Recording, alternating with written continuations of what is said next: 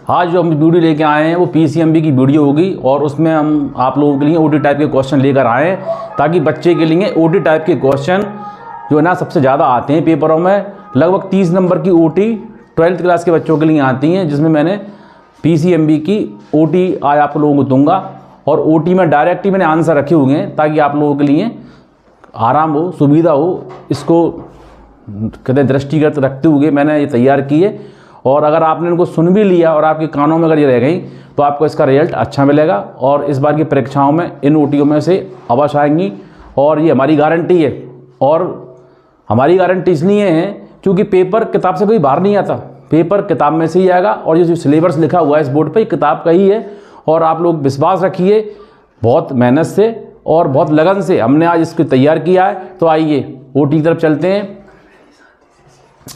सही विकल्प का चयन कीजिए। अब सही विकल्प क्या होते हैं, आपके पास में 4 विकल्प होंगे जिसमें से आपको एक चूज करना होगा।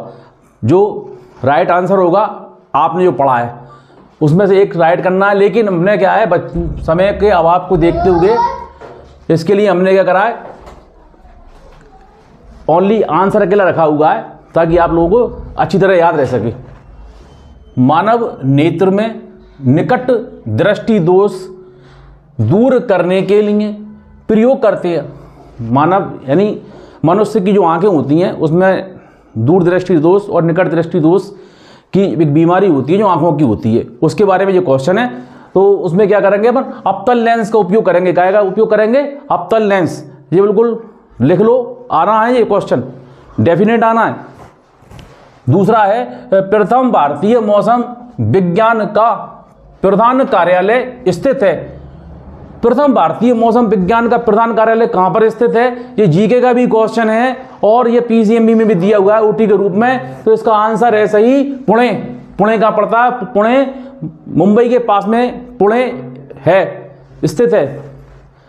तीसरा है एंजाइम क्या है, एंजाइम क्या है, तो इसमें आएगा एंजाइम जो है प्रोटीन्स हैं। क्या होते हैं, प्रोटीन्स होते हैं।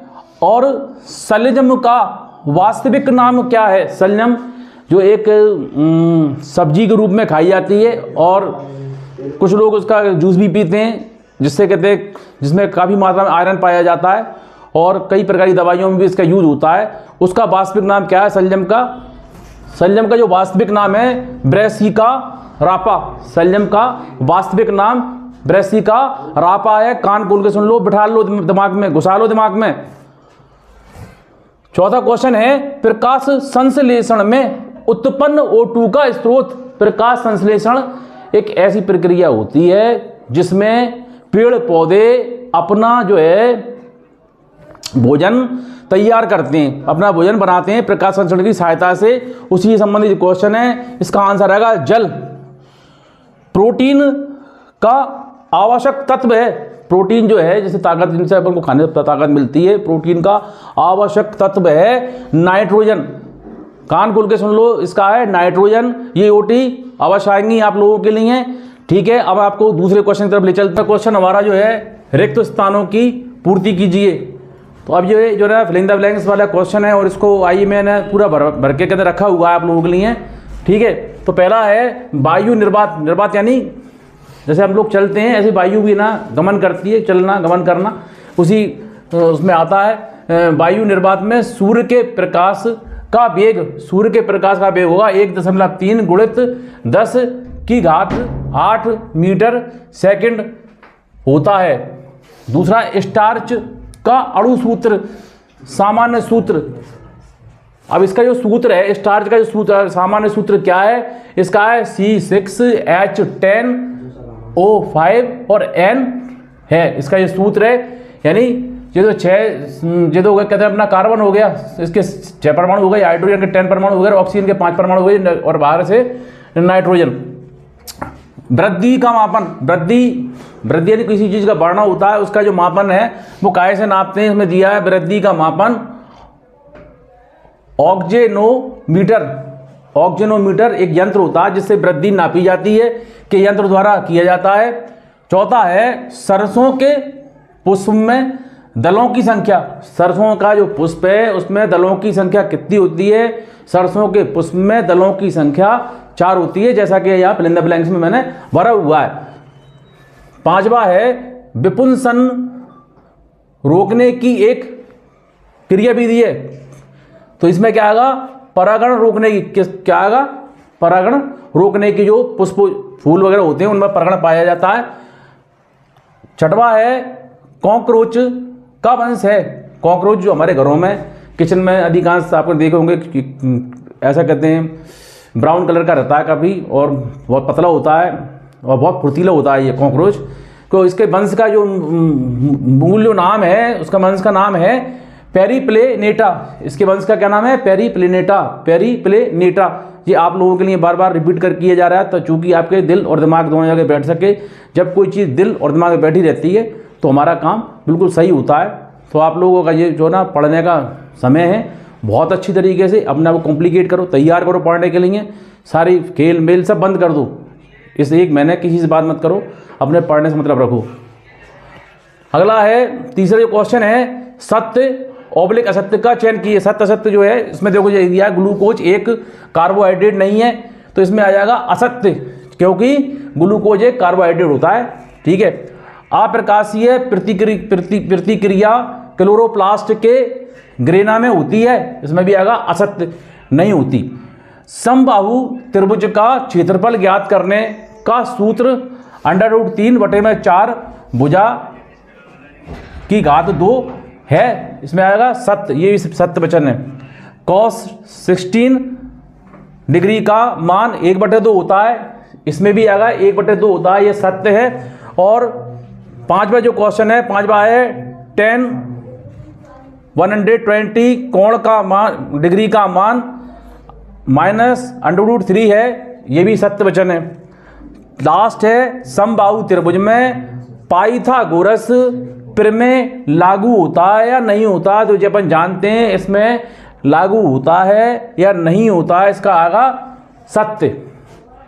अब मैं आपको तीसरे क्वेश्चन की तरफ लेके चलता हूं, जिस चौथे क्वेश्चन की तरफ लेके चलूंगा, जिसमें मैं आप लोगों के लिए एक डिफरेंट टाइप के क्वेश्चन दूंगा। तो आइए अपने तीसरे क्वेश्चन पर चलते हैं। हाँ, तो हम चलते हैं जोड़ियों में। सही जोड़ियां बनाइए। मैंने जो ना डायरेक्ट ही सही जोड़ी बनाई है, चूंकि आप लोगों के लिए देखने में, पढ़ने में और सुनने में तीनों में आसानी होगी, ना कोई छांटना है और ना कहीं अपने को जजमेंट लगाना है, बिल्कुल डायरेक्ट आंसर है रोटियों के। तो पहला जो है सर्कोस्पोरा पर्सिनेटा, ये जो है इसमें आएगा मूंगफली का टिक्का रोग। मूंगफली जो होती है उसमें टिक्का रोग जो हो जाता है वो, ठीक है। दूसरा है कोलेटोट्राइकम फल्केटस, कोलेटोट्राइकम फल्केटस, इसका आगा गन्ने का रेड रॉड, गन्ने का रेड रॉड। जो गन्ना रहता है उसमें आपने देखा होगा, उसमें लाल लाल जो उसकी जो गन्ने का जिस आकार गन्ना रहता है उसमें बीच बीच में जो भाग दी रहती है लाल लाल, कहीं कहीं सफ़ेद हरा, ये उस रोग उससे संबंधित है। लाख कीट, इसका आगा लेसिफर लेक का। विषम बाहु त्रिभुज का क्षेत्रफल √S in bracket S-1 A bracket बंद ब्रैकेट स्टार्ट S-B ब्रैकेट बंद ब्रैकेट स्टार्ट S-C ब्रैकेट बंद। सबसे लास्ट जोड़ी है वर्ग सीमाएं। किसी वर्ग की सीमाएं, किसी वर्ग के उच्च एवं निम्न मान, किसी वर्ग के उच्च एवं निम्न मान। अगला क्वेश्चन है, एक शब्द ऑब्लिक वाक्य में उत्तर दीजिए। इसका पहला दृष्टि वैषम्य दोष का कारण लिखिए। तो मैंने क्या है इसके सामने इसके आंसर लिख दिए हैं। दृष्टि वैषम्य दोष कार्निया का पूर्ण गोलाकार न होना, इसका आंसर है। दूसरा है वर्ग आवृत्ति किसे कहते हैं, इसका उत्तर है प्रत्येक वर्ग के आंकड़ों की पुनरावृत्ति। पुनरावृत्ति यानी बार बार किसी चीज का को बार बार लिखना या उस चीज का आ जाना उस चीज में, वो पुनरावृत्ति कहलाती है। जितनी बार होती है उसे उस वर्ग की आवृत्ति कहते हैं। चौथा है वर्ग अंतराल का माध्यमान किसे कहते हैं, ज्ञात करें। इसका आ जाएगा माध्यमान बराबर वर्ग की निम्न सीमा प्लस वर्ग की उच्च सीमा, निम्न माने नीचे की सीमा, वर्ग और उच्च सीमा, और कहते हैं अपॉन में 2। चौथा है अपकिरण की सर्वश्रेष्ठ माप क्या है? उत्तर, इसका उत्तर आएगा मानक विचलन। क्या आएगा? मानक विचलन। अगला है विक्षेपण किसे कहते हैं? उत्तर, वह गुण जो ये बताता है कि पदों के मान माध्यों के परितः कहाँ तक बिखरे हुए हैं, विक्षेपण कहलाता है। तो दोस्तों, ये थी हमारी ओटी, जो लगभग 28 से 30 नंबर की ओटी आती है 12th क्लास के बच्चों के लिए। उसमें जो एक एक नंबर के क्वेश्चन है, ये आपके लिए बहुत ज़्यादा फायदेमंद होने वाले हैं। इससे आप बेनिफिट लीजिए। और मैंने जो डायरेक्ट जो अपनी आवाज़ में और डायरेक्ट सारे उत्तर छांट के रखे हैं, अगर आपने इसको सही तरीके से कॉपी पे लिख लिया एक एक बार इनको देख के, तो आपके लिए इनमें से ज़्यादा नहीं 10 या 15 बोटी आपको उसमें रखी मिलेंगी। मैं ये तो नहीं कहता कि फैक्ट ही है बिल्कुल इसमें से ही आएंगी, लेकिन आएंगी अवश्य, क्योंकि जो है सिलेबस जो कई है, सिलेबस से बाहर की कोई चीज़ नहीं है। सारा सब कुछ आपकी किताबों में दिया है, उससे छाँट कर ये ओटी तैयार की गई हैं। और आप लोगों के लिए ज़्यादा ज़्यादा अच्छा हम करने की कोशिश कर रहे हैं, जितना हमको आता है, और कोशिश कर रहे हैं कि और ज़्यादा बेहतर और अच्छी प्रकार के प्रश्न और उत्तर आपके लिए दिए जाएँ, क्योंकि आपकी साल का सवाल है। और जो पास हो जाता है उसको पास की कीमत का अंदाज़ा नहीं होता, अंदाज़ा उस इंसान को होता है पास का जो फेल हो जाए। किसी इंसान जब फेल हो जाता है वो पास की कीमत बता सकता है, और पास वाला कभी पास की कीमत नहीं बता पाता, क्योंकि वो तो यही कहता है मेरे पेपर थे, मैं गया बैठा और पास हो गया। लेकिन जो फेल होता है वो बताता है कि नहीं, कितना दर्द होता है फेल को सहने में। और फेल और पास दोनों एक ही समूह से बने हुए हैं। पासे पास बनता है और फासे फेल बनता है, दोनों एक ही समूह के शब्द हैं, पहले पाए बाद में फाए।